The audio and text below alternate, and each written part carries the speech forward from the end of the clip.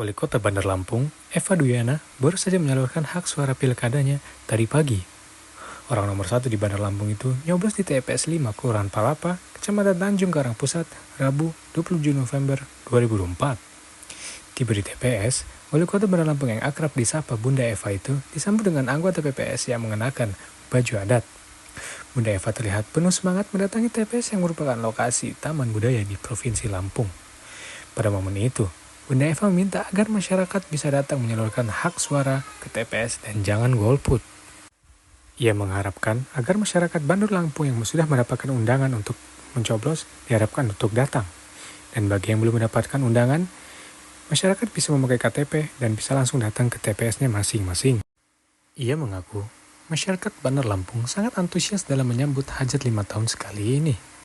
Dengan keantusiasan ini, ia menilai Kota Bandar Lampung bisa menjadi percontohan bagi daerah-daerah lain. Ditanya soal hasil dan optimismenya untuk memenangkan pilkada, ia menjawab untuk menunggu hasil dari KPU.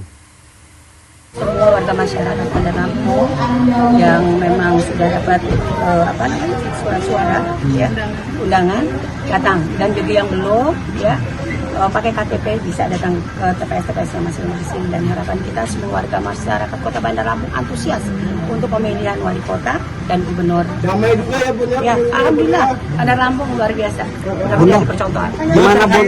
Hasil gimana ini Bun? Hasilnya? Bismillah, nanti kita lihat. Ini mau keliling ya Bun? Ya.